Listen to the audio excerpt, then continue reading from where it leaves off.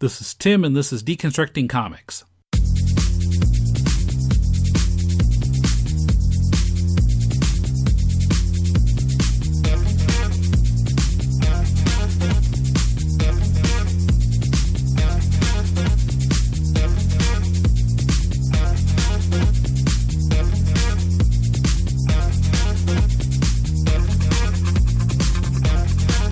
Welcome to Deconstructing Comics. This is Tim in Tokyo. This week we continue with audio from my trip to Minneapolis, with several vignettes from the Twin Cities comics scene. We'll start with Katy Rex. She works at Twin Cities comics shop Hot Comics, and is also a writer and editor. She's the writer of Jade Street Protection Services from Black Mask, editor of another Black Mask title, Kim and Kim, and she has a Doctor Who special coming up from Titan Comics. She'll talk about that, about comics retail, and about the weekly New Comic Book Day event that Hot Comics co-sponsors on Wednesday evenings. We'll hear a bit of audio from the July 19th New Comic Book Day event, hosted by Eliot Rahal, including his interview with Kristin Tipping, creator of Evil Witch Allie, a comic we've discussed on Critiquing Comics. I should point out that Eliot's language gets rather salty at the live event, so be prepared for that.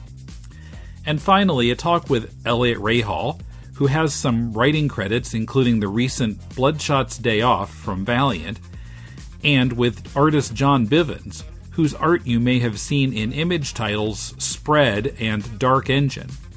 Eliot and John fill us in on what they're doing and talk about making comics in Minneapolis. Katy Rex in a moment. First, just a reminder that you can help this podcast by making your Amazon purchases via deconstructingcomics.com/Amazon and make that your bookmark for future purchases. We'll then get a percentage of what you spend. It costs you nothing extra and helps us cover web hosting and the other costs of presenting this show every week. We really appreciate your support.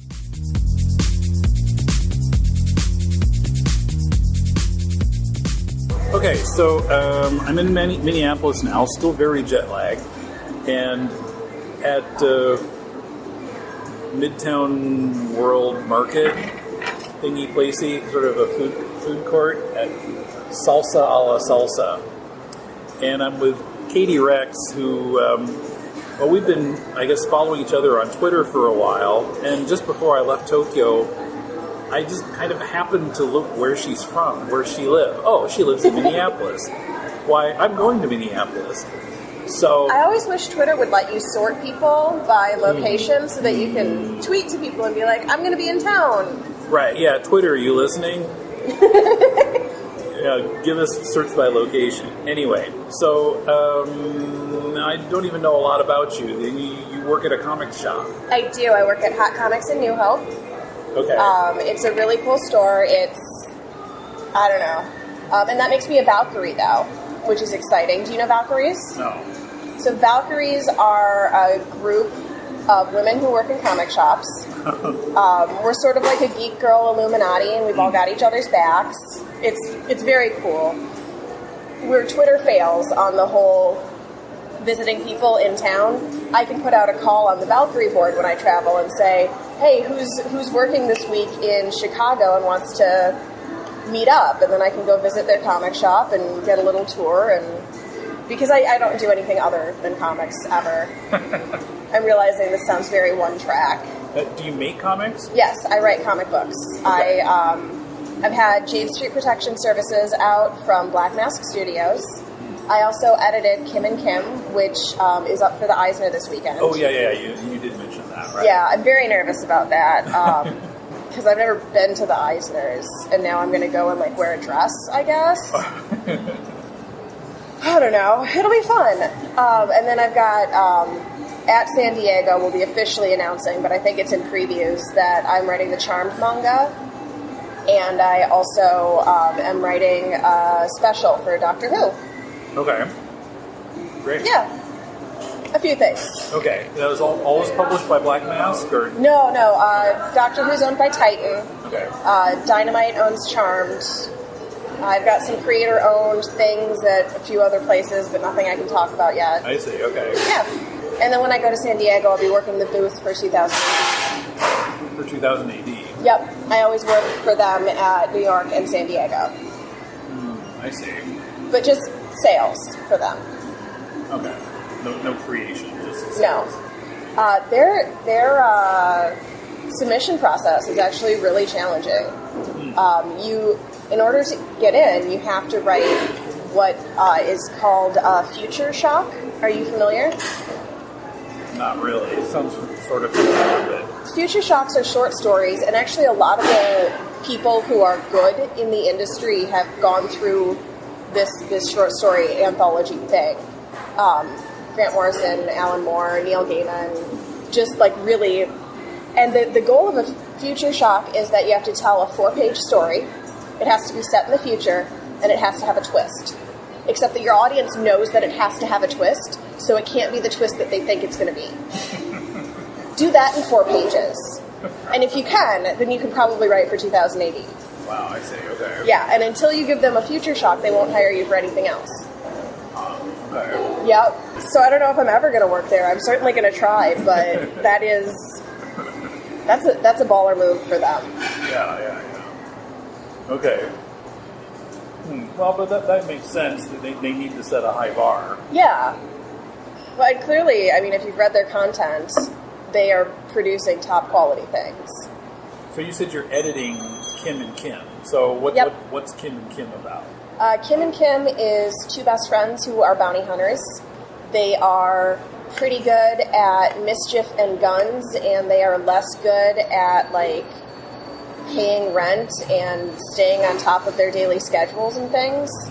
You know, normal human activities. They're just not good at that yet. They're in their 20s. They'll figure it out someday. Yeah. So they're just, and they're just gonna bounty hunt and live paycheck to paycheck, spending every single bounty as soon as they get it on booze and horror comics, and they're both named Kim, because the writer, my friend Mags, was standing in line at Starbucks, and she heard 2 girls talking behind her that were best friends, and they were both named Kim, and she couldn't stop thinking about it because it was so ridiculous. So these Kims are actually, one of them is named Kimiko, and one of them is named Kimber. So technically they have different names, but they're Kim and Kim. It's a really fun story. One of them's a necromancer. Sort of be a necromancer. Well, so it's like more of a family trade, and she doesn't do it so much anymore, and also it's kind of like estate necromancy, so that they can resolve important financial information for dead people, rather than, like, you know, really fun occult stuff. I don't know. Yeah. It's like the paperwork for it? Yeah. It's like a seance with a CPA. I see. Yeah. Okay, well, tell us about what you're writing. Okay, yeah. Which one? Where should I start? Doesn't matter. Okay. Well, I have finished writing Charmed now. That should be out in October. The artist on it, Manda Shank, is amazing. I think I can probably show you pages when we're done chatting. I don't know if I probably can't show the internet, but I'm probably going to show you. So I'm sorry you can't put them on your page. Okay. Well, who knows when this is going up. Fair enough. But she's amazing. They're gorgeous pages. And it's a really fun story because... Did you watch Charmed? No, I'm only vaguely aware of it. Okay, so it's about 3 sister witches that have the power of 3. And starting at the end of season 4 out of 7 or 8 seasons, I'm spacing right now, but around then they discover that there's a magic school. And so in my story, I understand that the majority of people ages 18 to 24 are not familiar with my favorite show from the 90s and may need a little more entry-level background type stuff. So this was a 90s show? It started in 98, so I guess early aughts too. What channel was it on? What network? It was the WB when that was the WB. Okay. Yeah. Yeah, I mean, I was in Japan. I missed all this. Fair. Well, and there wasn't as much of an internet back then either. So, right. You know, things really, like, completely escaped my notice in the 90s. Yeah, I don't think I was full-time internet until, like, 2003. But so it's hard to remember. It was kind of a gradual process, right? You check your email a little more often, and then suddenly you got, like, MySpace or something. Oh, I was a forum kid. I spent all my time on forums. Yeah. But so the story follows a girl who discovers she has magic powers. Yeah. And she goes to the magic school to keep herself safe because her powers, it turns out, are difficult to control.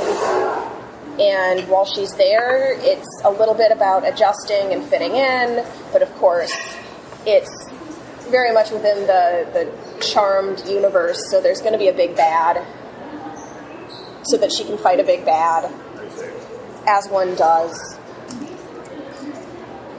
And she makes a best friend. She makes a couple of enemies.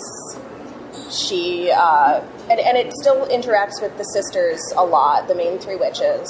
And this is a live action show, right? It was, yeah. Yeah, not animation. Right. It was Alyssa Milano, and by the time my book starts, Rose McGowan had taken Shannon Doherty's place, and then Holly Marie Combs was in it too.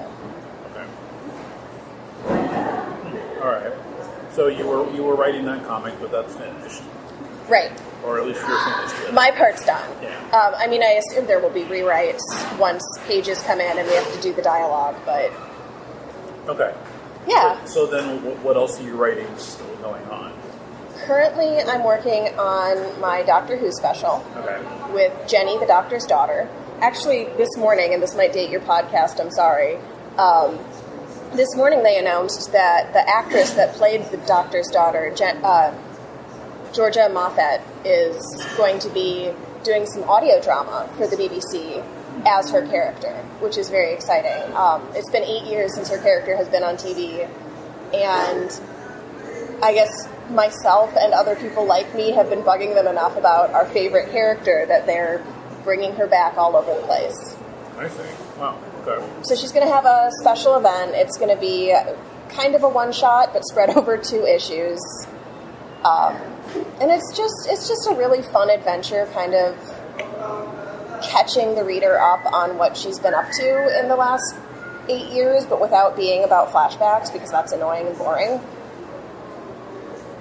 Okay. But she's got such an interesting background, right? Because she's Gallifreyan, but not Gallifreyan. She's got the Doctor's DNA, so on some level she kind of is a clone. So is she a real person? Well, yes, she's a real person. But clearly some things function differently, because in the episode when she died and resurrected, she did not change her form. She stayed looking the same. So we're not sure what the biological differences are. And she's a unique species at this point. And so she's got a lot to navigate. I see. Yeah. Okay. Yeah, I don't know Doctor Who, so. Well, she's the only one of her kind, and yet she's a clone. Which is a weird thing to think about. Yeah. She's a clone of herself? No, of the Doctor. Of the Doctor. Yeah, there was an episode in which a planet at war got the Doctor's DNA from the TARDIS and put it into their super soldier maker machine deal, and used him to create a new soldier, and it was Jenny. Okay. So there may be other components to her genetic makeup that we're not aware of. But we definitely know she calls him Dad. So we know that she considers herself his daughter, even though she's kind of his clone. And of course, Time Lords can be any age or gender when they die and regenerate. So for all we know, the next Doctor could look exactly... I mean, it's been announced, but in a hypothetical world, the next Doctor could look exactly like Georgia Moffat. She doesn't, but it's very cool anyway. Well, so, has there ever been a female Doctor? There has not been a female Doctor. We've had a female Master. We've had a lot of really strong female characters throughout the series, but this next season we'll have the first female Doctor on TV. Okay. Yeah. Well, yeah, about time. So there have been female Time Lords too, though, in the original classic Doctor Who. So we do, and I guess now in the newest season, but I don't know if that's too spoilery. Sorry. You have a lot of background information about this. I have to. Yeah, because you're writing Doctor Who comics. Right. Yeah. Oh, it's really. I was such a fangirl. I'm reclaiming that word. You can use fangirl now. Fangirl's a real word that we can use for girls that are fans.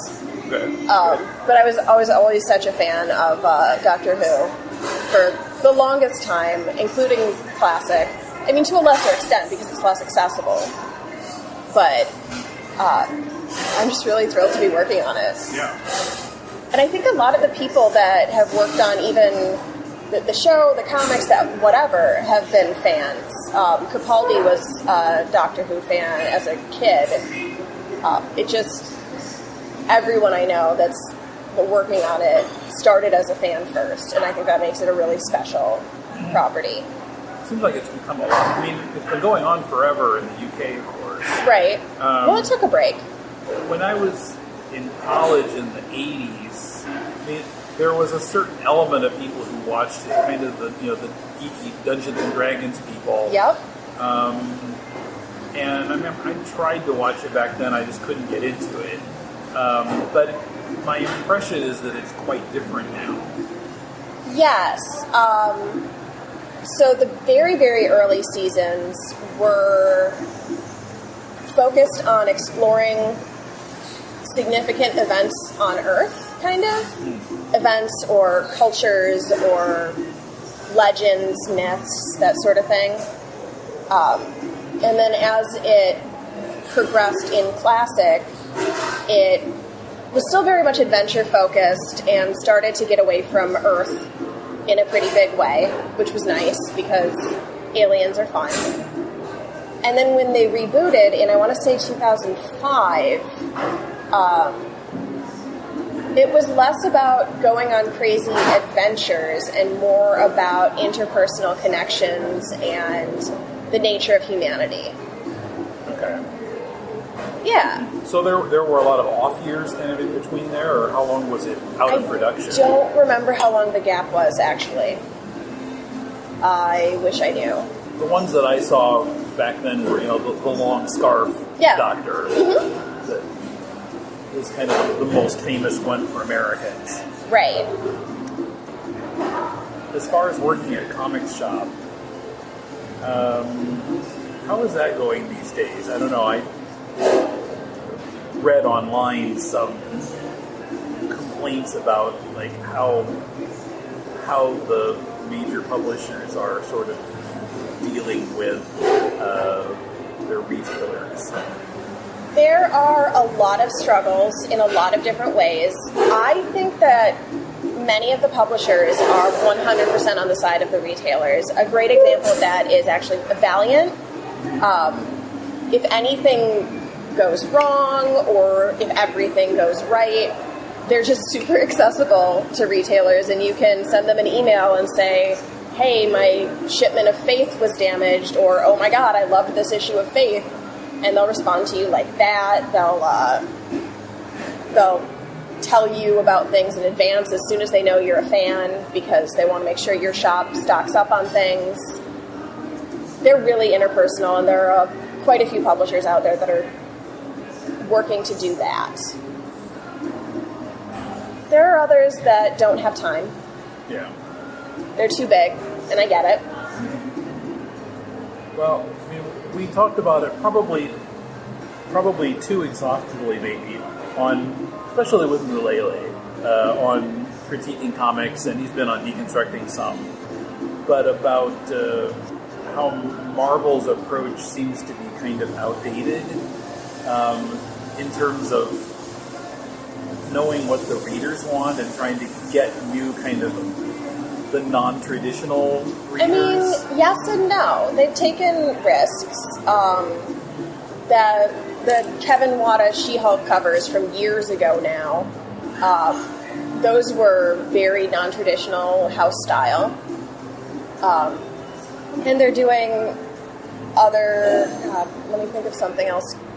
They've done gender swaps, they've done race swaps, they've brought brand new characters in. I think that they are limited by the medium in some ways, but I think they're doing a lot of things that are good, even as they do some things that may be a little off base. There was an article that we talked about a few times by Brian Hibbs, who runs a comic shop in San Francisco. Comic Experience, I think. And he was saying that, like, the new readers, kind of non-traditional readers, who, like, drop by the comic shop to get Walking Dead or Saga or whatever. Like some of them got into like reading Black Panther with Ta-Nehisi Coates' writing. Yep. And they were fine. Those readers would just like to get an issue once a month and read that. And Marvel, yes, events and crossovers. Events and crossovers, and then also, Marvel then came up with, we'll make a second Black Panther book and Crew. Yeah. And the new readers don't really know what to make of that. It's like kind of confusing for them. Yeah. And his argument was that Marvel is not appreciating what those readers do and don't want. Well, I don't know. I think... And I think he said when the Crew book came out, it just kind of confused people, and they ended up dropping the first book rather than picking up the second book. I haven't had people dropping the first book at my shop. Okay. I do know people that are feeling like, I'm already buying one, why would I buy two? Because they assume the stories are going to be too similar, even when they are not similar stories. Mm-hmm. And I think that's a fair assumption because they have the same title. So it can be very confusing for a new comic reader. But I think the mentality was that if they like Black Panther, let's just give them more Black Panther. So it was a good intended effort. Well, yeah, I suppose it's logical from Marvel's standpoint. If people like Black Panther, then we'll give them more. But and they've done things like that fairly successfully. Gwenpool sells out at my store because they saw Spider-Gwen was killing, and Deadpool has always been killing, and they just mashed them together. And I know a lot of people were skeptical, but it ended up being really good stories too. I don't understand what Gwenpool is. I've heard of it, but I don't... It's Gwen Stacy as Deadpool. Okay. What universe does it take place in? Not the main one. So it's like I thought they got rid of all issues these other here and realities, and now they're creating other realities. We've still got, yes and no. There are always going to be flashbacks to old realities. I've tried to explain the whole AU thing to people, and I find it's usually best to just focus on whatever universe you're reading at the moment and not worry too much about how it relates to the others, because otherwise you'll just get in way over your head, and unless you're trying to devote 6 hours a day to the history of Spider-Man, you're just not going to know it all. You can't. Because I do know that, like, the Ultimate Universe is gone, and Miles Morales is in the main Marvel Universe now. Yes, but I think I saw something recently saying that there's going to be a new Miles. I heard something about that. Well, actually, I listened to iFanboy this week, and they were saying like the native Marvel Universe Miles was going to appear. So not the one who's immigrated from the... Oh, I don't know. How can you know? Unless you bring in entirely new characters like Miles or Kamala, you're stuck with the same people that haven't aged in 60 years and have had all of these things happen to them already, and so you have to pull them into new universes so that they can have new experiences. I imagine it's very challenging. Yeah. I guess Miles has been commuting to Spider-Gwen's universe because they're dating or something. Yeah, that sounds right. I think it's a struggle for all print media, though, to figure out exactly what we should be doing. And I think that there are a lot of places that are willing to experiment, but there are also a lot of experiments that end in bankruptcy. So it's a crapshoot, really. Am I correct in my understanding that digital comics are being priced the same as print in order to help the print retailers? I don't know why they're priced that way. I don't know that much about Comixology or other digital sites. I've heard that from some people. I don't know, when I talk to people at Comixology, they'll say, well, there are other costs besides printing, but still, I just feel like when you buy a print comic, a lot of what you're paying for is the printing, I think. When you buy a print anything. I don't know that I agree. Okay. Having worked for some smaller publishers, I know that breaking even on a book is sometimes the best the publisher can hope for. If they're going to pay the artists and the creators their page rates so that they can, live, and then pay for printing and shipping and advertising. Really, a lot of the time for smaller publishers, the goal is to break even. You're not going to make a lot of profit. Well, and these days it's really hard for any kind of print publisher. Right. I had an English study book published in Japan a long time ago, but when I try to talk to publishers these days, they've got these certain notions about what they think is going to sell. It's really hard to present an idea that they'll take you up on. That's true. You just have to have 8 million ideas. And also don't invest your heart too much in any of them, because when that one gets rejected, it's way sad. Now, have you done any drawing? Do you draw comics at all? I'm a really terrible artist, but I enjoy it. I've told you a little bit about my show with Eliot, but I don't think your listeners at home know. I do a weekly comic book show called New Comic Book Day on Wednesdays at the Day Block Brewery. And one of the segments on the show is, we call it Sketch Off. It's an art battle. And it involves the guest of the week and oftentimes me drawing sketches at each other as a battle scene. So if I draw something on my side that's fighting the guest, and the guest draws a gun, they can then go over to my side and draw bullet holes on my creature that I've just drawn. And it's just this really great epic battle scene, and I'm not good at all, but it's very fun. Yeah, tell me more about this event. So it's held by the comic shop. There are a few shops that sponsor it. Okay.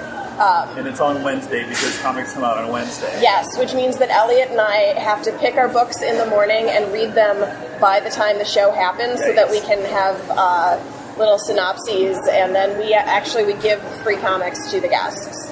Okay. Yeah.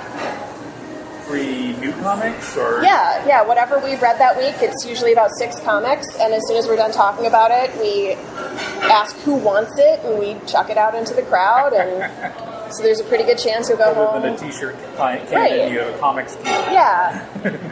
Before we start things off, I always like to give out a couple comics. We're going to give them out through the course of the thing here. Actually, this is Poe Dameron right here. Is anyone reading the Star Wars comics over at one fucking piece of shit nerd? Alright. Christ, Jesus. I'm fine. It's fine. So, Poe Dameron, number 17. This is a fun book, I guess. There's a lot going on in it. Poe, who's seen the new Star Wars stuff? So everyone knows Poe Dameron, super sexy, kind of fucking Like, yeah, he's from a different country, from space kind of thing going on, right? That's what he's got going on. It's a lot of fun. He is teaming up with a blue lady whose name I can't pronounce. It's like Solandria, right? And she's a journalist in space who didn't get the resistance, but now she gets the resistance, and she's got to go on a mission to save a traitor named Abimov. And Abimov looks like a Lou Gossett Jr. monster from Enemy Mine. Anybody ever see that? Yeah. Anybody ever see that movie? It's a great fucking movie. Shocker, they don't save him, but there's a twist at the end.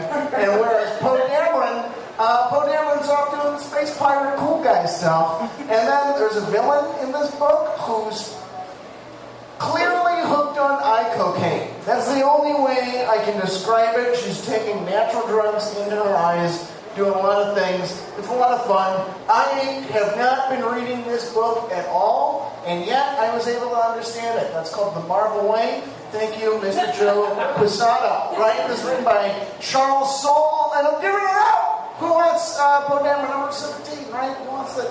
You know, I'm gonna give it to you right there. I'm gonna put it here because if I throw something, my father's gonna come and yell at me. All right, and then I'm gonna give out that's Poe Dameron. All right, and Kate Carson. So who likes teenagers, right? That's my way of saying is who's a My Chemical Romance fan? This is the Young Animal imprint run by Gerard Way, right? Gerard Way, the eternal teenager. Basically, this opens up with Cave Carson, who's a shipwreck. He's talking to his daughter, Chloe. He's all sad because his ship was broken, right? He's all super sad because his ship was broken. And his daughter's like, why are you super sad that your ship is broken, Dad? And he's like, well, that's where I fucked your mom and made you. And she's like, that's gross. Granted, he said it a lot sweeter than that. He was like, well, that's where we made you, sweetheart. But basically, this is like, that's where I fucked your mom and made you. I came inside your mom and made you, you stupid idiot. Like, that's what, I don't know.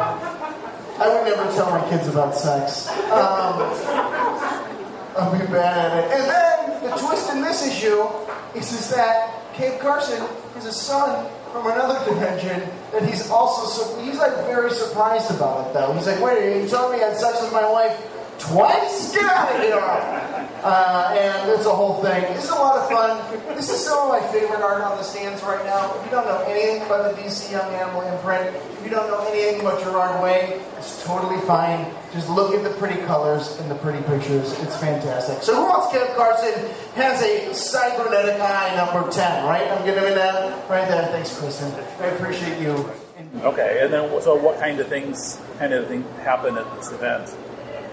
Elliot and I talk a lot about current, I was going to say current issues, but I meant like single issues of comics, not like political issues. Yeah. Because we do talk about those too.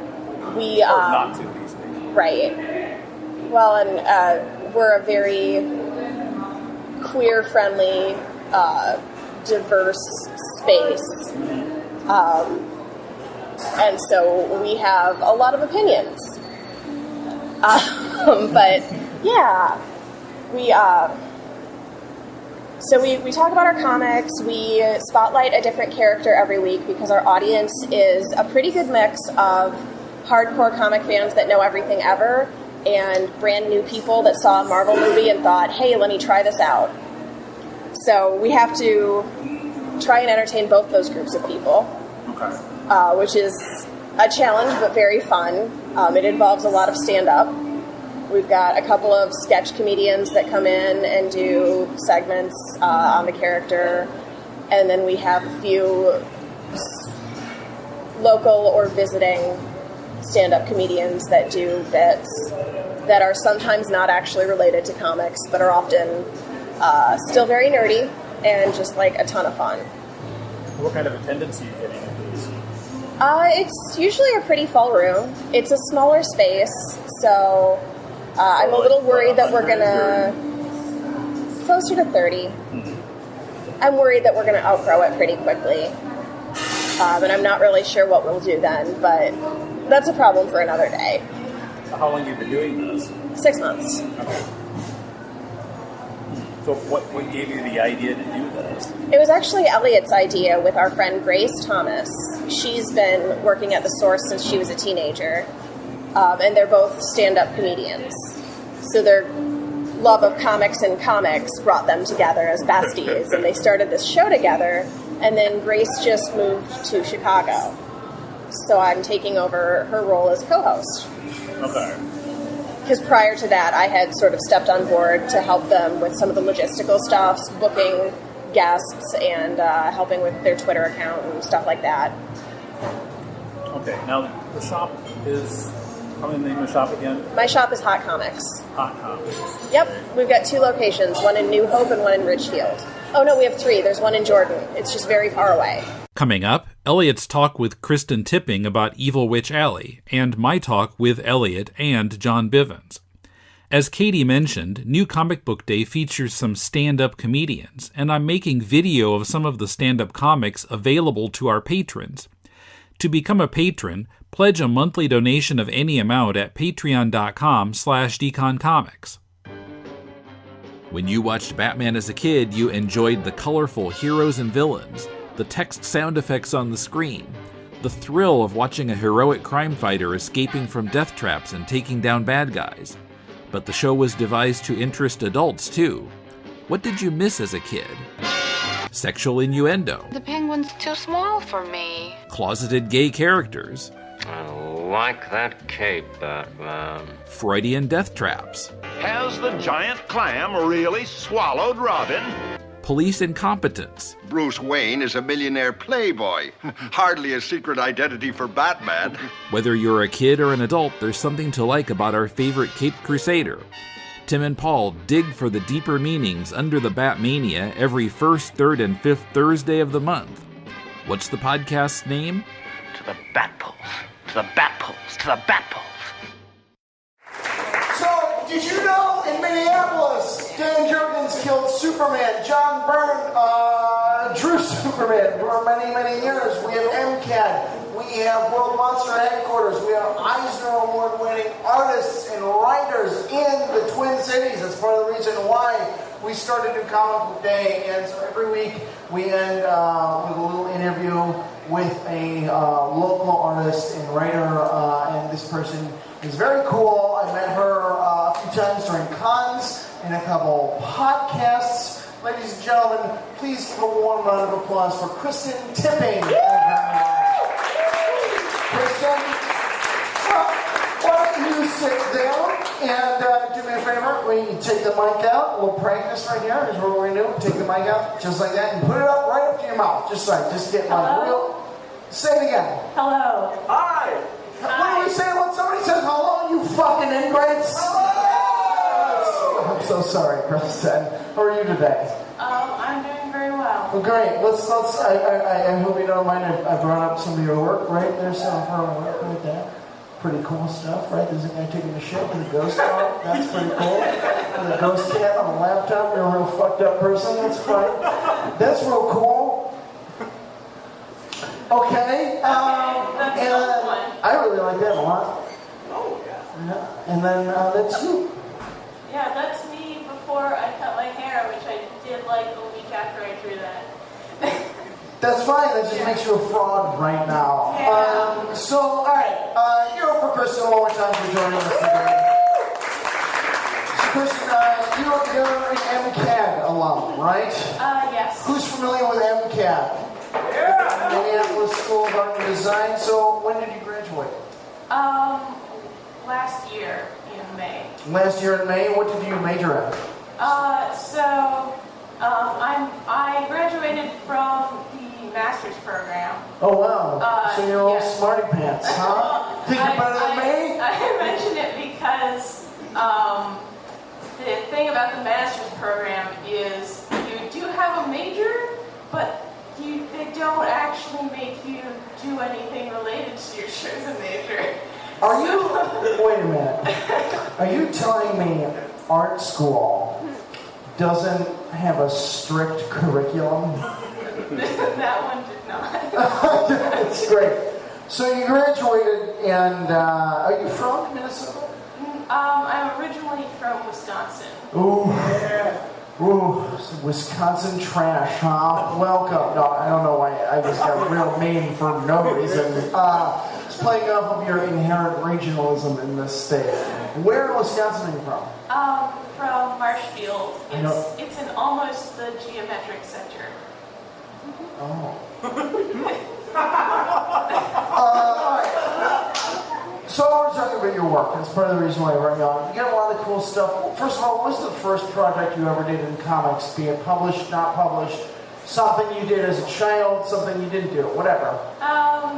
So I came to comics kind of late because I tried to make comics as a child and then they looked bad and I gave up on them. I understand. And then I continued to draw and eventually went to college for design. My major, I went to did my undergrad at UW Staff. So do you work traditional then, or do you work digital? I work entirely digital. Really? Okay. Yeah. So I guess, why don't we start with so you have a couple stories, bedtime stories for strangers? Yes. Right, so is this bedtime stories for strangers, son? No, that is Evil Witch Allie. That's Evil Witch Allie, right? So why don't you tell us about bedtime stories and strangers? What's that about? So bedtime stories for strangers is basically just a repository for all of the short comics that I do. It was originally going to be a horror anthology, and then I decided I didn't want to do that halfway through. So now it has no discernible theme. That's perfect. Okay. Neither did this show. You're in good company. So you do like scary stories, bedtime stories for strangers? Yeah, well, some of them are scary. I think if there is sort of a tonal through line, and that's kind of a mix of depression and existential dread. Oh my God, it's like you're talking to a room full of white young people. I'm just saying I understand. That's great. So there is no God. Tell us about Evil Witch Allie real quick. So there's a lot of like invisible animals going on here. What's that all about? Yeah, well, they're ghost animals. Are they haunted? But who's Allie? Okay, so Allie is this. I'm going to just spoil the first book for you, so now you don't have to buy it. I'm trying to help you here. Okay, so Evil Witch Allie is, I like to say that it's a series about babysitting the worst magical girl, because so Allie is, so the character you're seeing on the screen now that the podcast listeners cannot see is called Jake. And Jake or Jay? Jake. Okay. And he finds this little girl like stuck in the bog behind his house on Halloween. Just like you do. As you do. And she turns out, this is the spoilers part, to be an actual witch. Okay. Yes.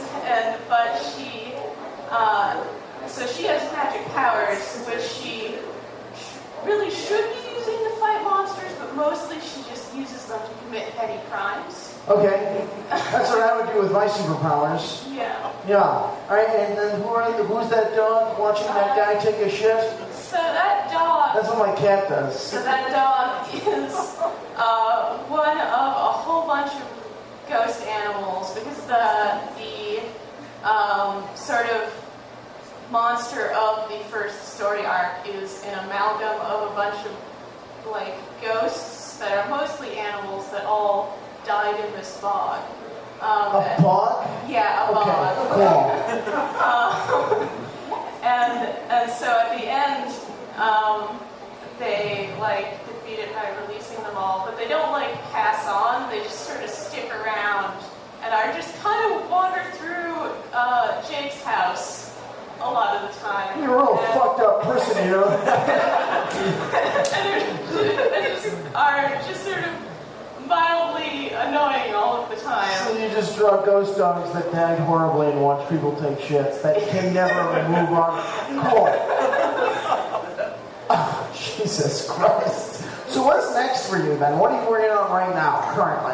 So I'm currently, I am actually working on the second volume of Evil Witch Allie. The first volume you can buy on Amazon or through CreateSpace, but now you don't have to because you know the ending.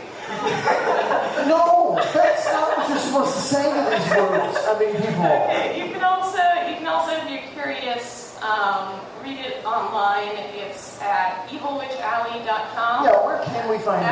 Allie is spelled Allie. Okay. Is that the best place to find your work?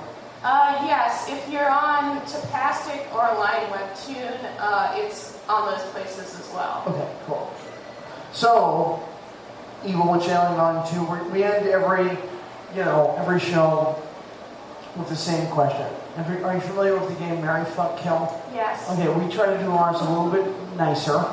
It's marry, kiss, politely ignore. Right? Okay. And this is for the kids. So Dr. Fate, Dr. Doom, or Dr. Demento. There was only one right answer. I know basically nothing about all of those. Just make a guess then. Oh no. Dr. Demento trained Weird Al Yankovic to become whatever he is now. Okay, I guess I'll marry him. That's all I wanted. That's all I wanted. Give it up for Kristin Tipping, everyone. I have video of most of the interview with Kristin. You can see it on the Deconstructing Comics YouTube channel. 2 days later, I met up with Eliot Rahal and John Bivens at MCAD. Okay, so I'm now at Minnesota College of Art. Is it Minnesota or Minneapolis? Minneapolis College of Art and Design. Minneapolis College of Art and Design. Or I don't go here. MCAD. Right. We just happen to be here. Eliot is not a student or a faculty member here. Just we live in the neighborhood. This was a convenient. I live in the neighborhood. Okay. Here's the thing that's very disturbing about most colleges is that they're super easy to get into, and there's like no security whatsoever. So this is Eliot Rahal, who was emceeing the New Comic Book Day event the other night. Correct. And I'm also here with John Bivens, who you teach here. I'm teaching a summer course, and then potentially teaching a continuing education course that would be like how you get your books published and stuff like that. So, yeah. Okay. And you're also in at World Monster HQ. I am a member of World Monster HQ. I'm a wandering monster. Yes, he is a wandering monster, so he is on the email list. Yeah. I see. Sort of associate monster or... Associate monster. I like associate monster a lot. That just means, A, I'm too cheap to pay for studio space, and B, I'm a writer, and they're all artists. Yeah. And they can just chat. Yeah, just like Ted Anderson, he just kind of stops by, but he's not really using the studio space or paying or anything. I don't know how I would be. You can do that anywhere. I wouldn't be able to focus. I just wouldn't be able to focus. Right, yeah. Drawing, I can barely focus to begin with. Drawing, you can kind of chat with people and color your comic or whatever. But yeah, writing is a different. I'm a very forgetful person. I mean, scheduling this was kind of a pain in the neck, and for you at least, for me, I'm just an idiot. But actually, John and I are good friends, and we scheduled one time to hang out with like a couple people, and I totally spaced, and they all show up at my house, and it's like Valentine's Day date night with my wife, and I'm like, sorry, I'm not gonna be there. Oh, no. Yeah, and at this time, me and another comic industry person, Lisa Olson from the Force. Valkyrie and retailer Supreme of Minnesota. We're in the back of his apartment building, since I know which apartment it is, and we're trying to knock on windows and stuff like that. Like, Elliot, we're here. Your phone has no voicemail message space left. I still feel very bad. I got apology alcohol out of it, so yes, I'm okay with that. Both of you did, yes. So, tell me about the genesis of this new Comic Book Day evening event. How did this come about? It's a lot of things. I write comics. I wrote The Paybacks. I wrote The Doorman. I wrote Bloodshot's Day Off, and I wrote Divinity 3: Escape from the Gulag, and then I'm writing Shadow Man meets Ray Sremmerd, which is cool. And then a bunch of other shorts and some other things, and et cetera, et cetera, et cetera. And then John and I are doing a book in 2018 together. Yep. But,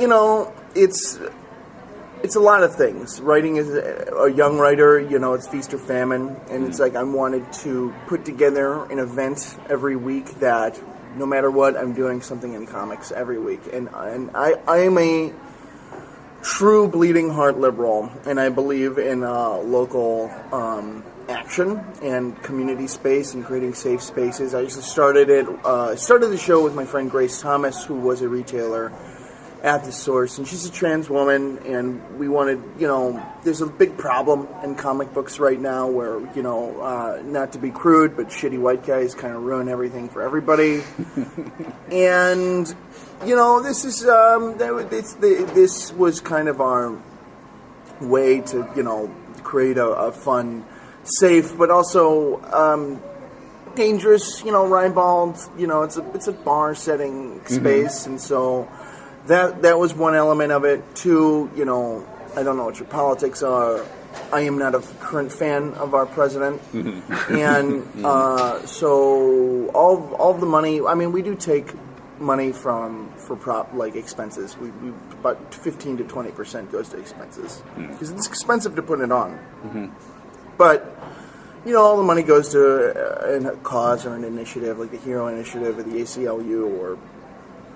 This month we're doing a dog shelter and stuff like that. And we haven't given much, but we've given about $1,200, $1,500 over the course of 7 months. And then, also I'm a performer. I like to perform, and I don't do it anymore because I'm just focusing on comics. So I wanted to selfishly come up with a way to do a little bit of both, and it's we're still not all the way there yet, but I think we're getting there, and now I host it with Katy Rex, who would have been there, but she was off in San Diego. Yeah.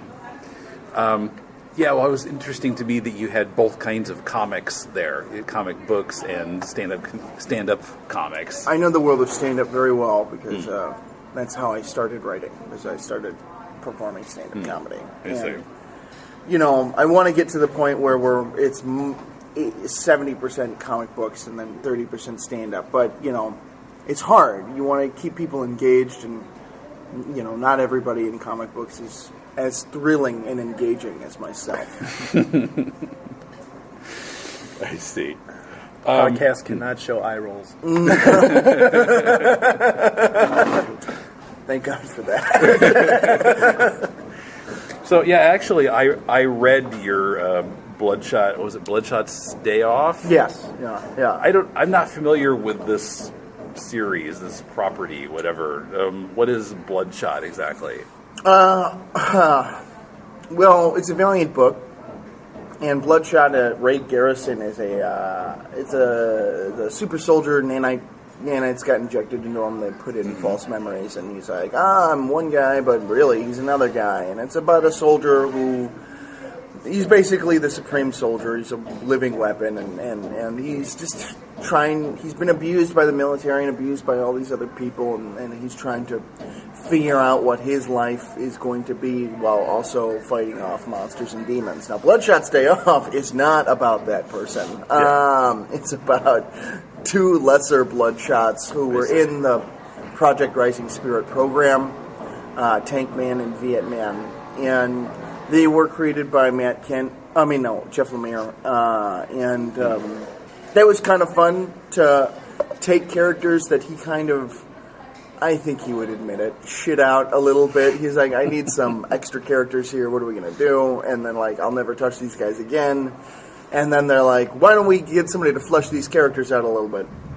Let's put Rahal on the task, and so, but that was fun. And it was interesting to talk about two characters. One who's kind of a Steve Rogers analogy, tank man, and then Viet Man, who is a Vietnam veteran. And both are super soldiers. Both have different experiences with war, and flesh those characters out and make them more real people. And and that's what the story is about. It's about them as soldiers. I tried to write it because my brother's a veteran. He fought in the war in Afghanistan. Mm-hmm. So I tried to approach it like that because it was difficult. I didn't know, these are characters people knew, but at the same time didn't know. It's easier to work with characters who are established, because you already know everything about them. But I didn't know how much rope I had to create here, because they were already created, but at the same time... Not really fleshed out. But that's not on Jeff. It's because that's not what their purpose in the story was. They were sidekicks in stories. They were secondary, tertiary. They were like the Howling Commandos. It was like, it was like Howling Commandos before they got a miniseries. So... that was challenging, but we got there. And I'm pleased with how it turned out. And then Carrie Evans's art was really cool, and it was cool to work with Carrie. So, I never actually worked with him personally or exchanged emails with him, but I like to say that I worked with him. We were collaborating very closely on this comic.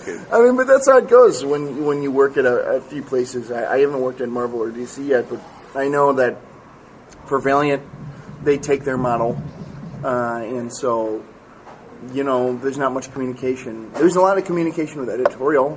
They were great, but between me and the artist, they're like, why would you want to communicate? No, let us do that. Whereas, with John and I, when we start our book, we're good friends. We live in the same city. That was one of the selling points of it, is that we could actually, sit down and kind of build stuff and riff off each other for it, so... Yeah, and it's very exciting because, I can just go find him, and if he's late on pages, I can just go find him and say, "You're late on pages." Or that goes the other way too. Where's my script is a thing. Yeah, absolutely. I can't draw anything when I don't know what to draw. Oh, I can draw stuff. He won't like it. He won't like it. A bunch of monsters with dicks everywhere. I'm just really looking forward to this book finally disintegrating our relationship. Oh, it'll be great. It's gonna be great. In flames is how they will state it. Absolutely. So how far along is this? Have you written anything yet? Not yet. We had the pitch, and we're slated for October of 2018, and it's going to be a part of a series of books, and it's very exciting. This is from Vault? Sure. Yeah. We can't quite say it yet, but, no official announcements yet. No official announcements yet, but people know. Yeah. There's no real secrets in the comic book business other than, the dark secrets that nobody wants to talk about. And people still talk about those. People still Everyone knows about the Tijuana trips from San Diego. Yeah. God. And John is an incredible artist and also writer. Tell them about what you've done. Yeah, what have you? What I've done? I am probably known for Dark Engine a few years ago from Image Comics. Image. Old Wounds, which came out from a smaller Las Vegas publisher, Pop Goes the Icon. Little Charlie, which is going through Heavy Metal Magazine right now. Going through that, and then it's going to be a collected edition. But that was your own thing. That's my own thing. Yeah. That's been something percolating for years, and there's still more stories to tell with that. But this week, what just came out at San Diego is with Michael Marici from Chicago. He's doing Black Star Renegades, Hoax Hunters. He's done some Suicide Squad work. Roche Limit. Yeah, Roche Limit, Suicide Squad, did some Action Comics work. Actually, just had Superman story come out. Yeah. But also a very nice little Italian man. Yeah. But in issue 287 of Heavy Metal, we did a collaboration with Rob Zombie to adapt his Living Dead Girl comic, along with the magazine's just full of like musicians having their songs adapted by various creators and stuff like that. So that actually came out in San Diego, yesterday, and then the rest of the nation, the world, in a couple weeks. And they just announced this week. When's the first issue drop? Of Black Hole Repo? Yeah. 1985 Black Hole Repo. That just got announced this week. It's dropping in October. Cool. That'll be a good time for that book. And so, Michael, I'm also working with him on that, and another writer, Seth Sherwood, and he's going to be promoting that at San Diego. Preview pages are on CBR right now for it. All that kind of stuff. They look great. Yeah. And then you're drawing spread also? I'm also drawing spread. Yeah, right now. I was wondering when you were going to say that. I looked at that book a little bit, and I couldn't really understand what it was about. It just seemed to be a lot of red. But there is a lot of red there. The basic elevator pitch of it is it's Lone Wolf and Cub meets John Carpenter's The Thing. Yeah.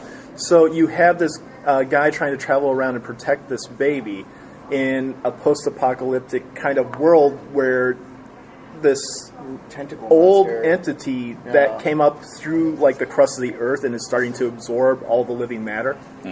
So, and he's immune to it. The baby potentially has the ability to actually destroy it, but he's got to keep her alive long enough to make it effective. It's pretty dope. Yeah. I see. So does it fit into any certain genre? Is it kind of horror, or I fit it into sci-fi horror. Sci-fi horror. Yeah. Okay. Sci-fi horror, a little Grindhouse, but Grindhouse is I think Grindhouse is fun. There's good Grindhouse and there's bad Grindhouse. Just like there's good horror and there's bad horror. I think this falls on good Grindhouse. But that's because I'm a fan of Justin Jordan's work, and I guess my friend here, I guess I like his work too. And by all the red, you can tell it is probably a little hyper-violent. Mm-hmm. So that's what I was thinking, Grindhouse, Yeah. But it's certainly cool. Yeah. Mm-hmm. Okay. Now, how did you guys meet each other? I don't know the answer to that question.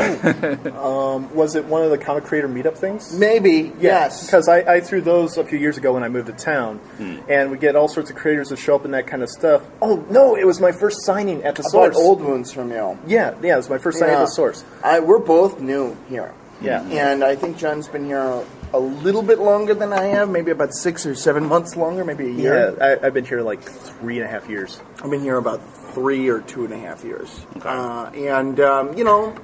It's fight or flight.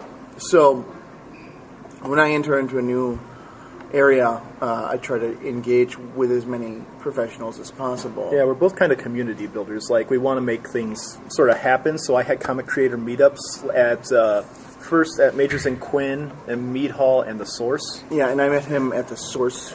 And they're fun. I haven't been able to go to one in a hot second. I haven't been able to host one. So. But Source, that's a comic shop? Yeah, Source Comics and Games in Roseville. It's a great comic book store. Okay. Great comic book store. And the Meat Hall is a comics and game store, but it's mostly a game store. And that's in Loring Park in kind of South Minneapolis. And that's a really cool little indie store with kids who are way cooler than me that wear jeans and stuff. I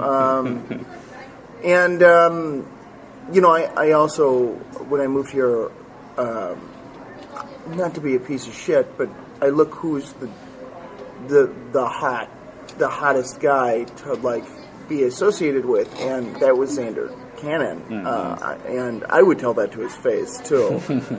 And, Kaiju Max was really taking off, and he had a studio, and I also lived up there at that time, so I reached out to him, and so, it was also a thing where, when I found out John was part of, World Monster Headquarters, there's, all of these, connected dots were coming together, and then we started talking, and then we started drinking, and then we started talking about working together, and then we started talking about working together and drinking, and then we started doing work, and then we started doing work and drinking, and I think that's been a good. And then he let me table with him at Chicago, and that was very nice because I'm very annoying to table with. It wasn't annoying. You had tons of meetings. I basically had the entire table for a good amount of time. I just talk a lot. Now, Elliot, how many different publishers have you written for? Including the one in 2018, 1, 2, Dark Horse, Valiant, Dark Horse, Heavy Metal, Stila, 5 comic book publishers, and then maybe 6, but it's like a small thing. I was offered a Webtoons gig. Whatever. Should be fun. What? Yeah. Do you make money off of it? Yeah, but okay. Not enough, and also that's comics. Yeah, comics, not enough money. Yeah. That's the slogan of the industry. It's only a least paid entertainment industry. It's a one-off, and it's fine. Like I got burned by some digital stuff, so I'm really wary of working with digital publishers. But I'm doing it because the artist is a good friend of mine, and I love working with him. And then I'm done some merchandising stuff for Stand-Up Records. So they're not a publisher, but they are a record company, and they're like the 3rd or 2nd largest stand-up record company for stand-up comedy, and they're Emmy Award winning and stuff like that. And the producer lives here in town, and so that's been cool. And I actually am working on.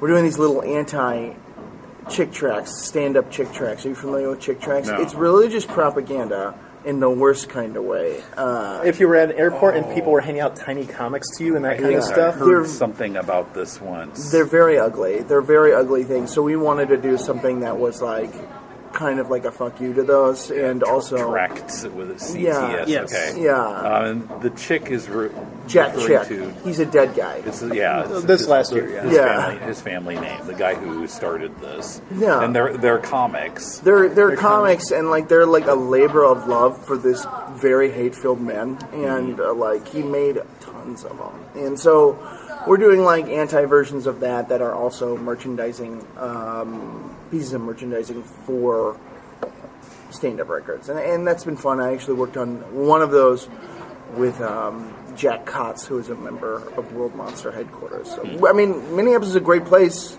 for. Maybe it's not a great place to connect to work with publishers, but it's certainly a great place to connect and work with fellow professionals and actually do some creating. So there are a couple publishers here, but they're in the very indie art house side of things, and they're very good too. Yeah. I'm not trying to knock them. I just I'm trying to buy a house. But I mean, Uncivilized Press being I would say like a gold standard for what an art indie publisher should strive to be. Which I believe that they are plugging themselves as the largest comic book publisher in the Midwest. So that's a great idea. Yeah, I want to work with Tom. Yeah, I've been. So at the end of this trip, I'll be in Portland, and I mean I've known for a long time that that's a big comics town. It's a big because that's where the main industry is. Yeah, I mean there are a lot of publishers there, right? Like Oni and. IDW has an office. IDW has an office there. Image. I was invited to the IDW office for the party in Rose City Comic Con that I don't think I can go to. I'm going to Rose City. I feel like like Minneapolis is kind of halfway there. I mean, you got a lot of talent here, but you don't have really any publishers. Portland is the comic place that every comic creator knows.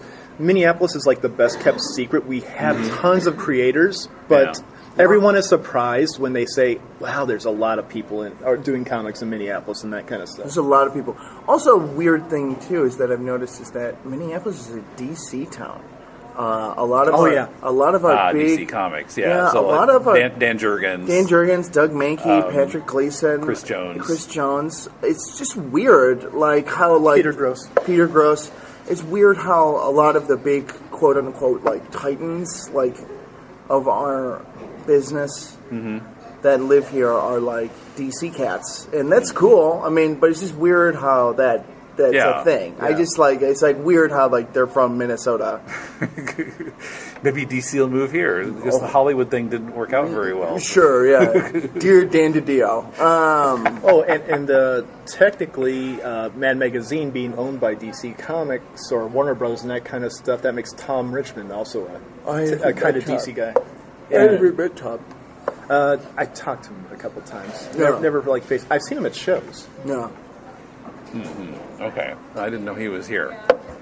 But that's part of the reason why I think John and I get along so well is because like we're trying, New Comic Book Day is specifically here to draw some attention to comics and like something in comics that I think a lot of young professionals want to feel like is that there's an element of cool and an element of danger to it, and that's why Black Mask I think is so successful. Black Mask Comics. They can be consistently late in delivering some of their products, and yet everybody still wants their products. And, that is the mark of a publisher who certainly has something right going on. And that's because they're very cool. Where the fans are willing to forgive the little things as long as the story and the art's good. The fans and the retailers. Yeah. Because, retailers will stop ordering from you if you can't deliver their product because they got to sell it. It's like they paid the money for it, you know. Where is Black Mask based? Everywhere. I mean, the thing is that there's like a collection of. I think the trend right now. So it's really like a virtual office. I think so. I mean, I think so. They don't have like a main office in certain. It's based with one person.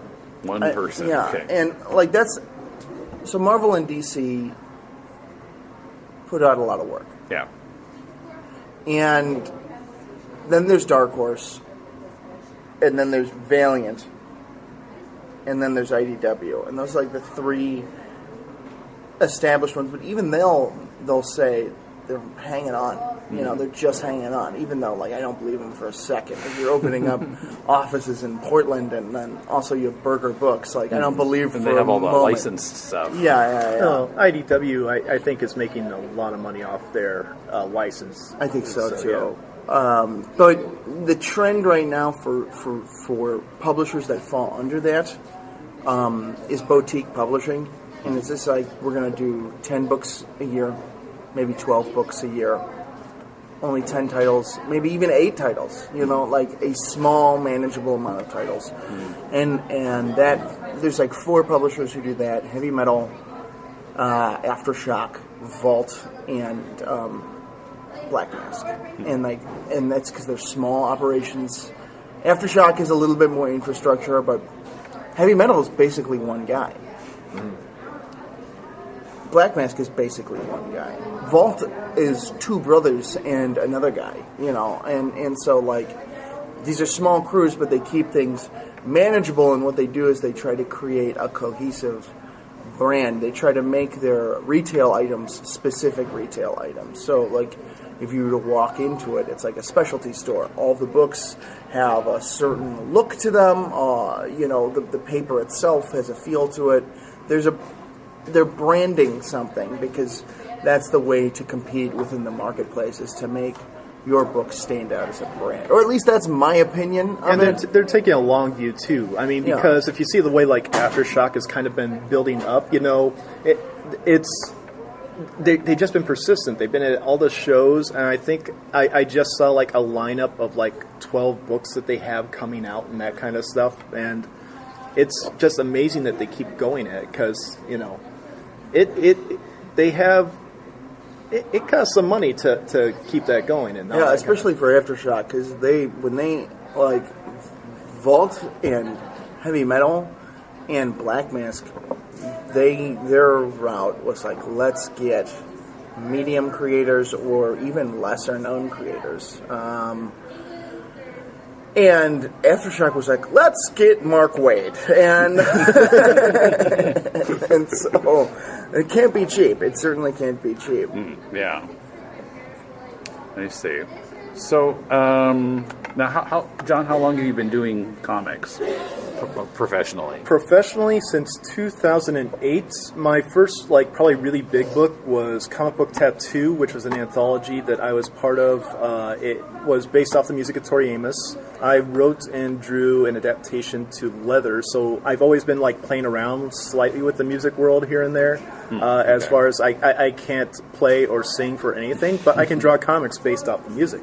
I see. Who published that book? That was Image. That was a huge anthology. It was an Eisner winner. It was a Harvey winner. And at the same time, basically, at this time, I was sort of a member who would actually post stuff. I wasn't a lurker on the engine to follow up to the Warren Ellis forums. And so there was all that kind of stuff, and it was a time of anthologies. It's okay, you want people to see your work, get into anthologies. So there was Comic Book Tattoo. I was in the Pop Gun. I did this horror anthology because I always leaned towards horror, sci-fi, fantasy genres in that area. So I was part of some horror anthologies, and then I even did a educational book called Reading with Pictures that was based with a group of the same name in Chicago that worked with Northwestern University. And that was the kind of work I was doing for a long time, and that was the work I was doing during my day job time and that kind of stuff also. And then eventually I got my break for Dark Engine with Ryan Burton. At the same time I decided I'm coming back for my master's because I enjoy teaching. And so I came here to do my master's degree, and I was illustrating Dark Engine at the same time for Image Comics. And since then, I really haven't had a real job except for maybe considered here and there teaching, aside from comics. So, I see. So you got your master's degree here at MCAD. Yep. Undergrad also, or no? My undergrad was at Northern Illinois University. We're both originally Illinois guys. Yeah, I'm from Illinois. Yeah. Mm-hmm. No. Okay.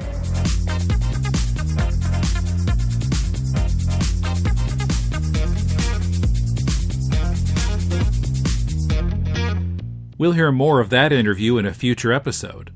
Check the show notes for photos of and links to all the creators featured in this episode. Tell us what you think. Write us at mail@deconstructingcomics.com, Twitter @deconcomics. Like our Facebook page or join our Facebook discussion group. All our social media links can be found on the right sidebar at deconstructingcomics.com. Also, please give us a review on Apple Podcasts or Stitcher. Our theme is from bensound.com. Last Thursday on To the Bat Polls, we compared Season 2 to Season 1. Few would disagree that the quality of the show dropped off in Season 2, but was that slide inevitable? Also, a lot of interesting correspondence from our listeners. Look up To the Bat Polls wherever you find your podcasts or at tothebatpolls.libsyn.com. If you're looking for some constructive feedback on your comic, send it to us and Mulele and I will critique it on our spin-off podcast, Critiquing Comics. Send it to mail@deconstructingcomics.com. We'll read at least 30 pages of it and critique it on the show. The next episode is coming up this Thursday right here in this podcast feed. Next week, 2 more creators in Minneapolis. Christopher Jones, perhaps best known for penciling The Batman Strikes, and Lucid, creator of Aviele, a webcomic of the boys' love genre. Till then, this is Tim, and thanks for listening to Deconstructing Comics.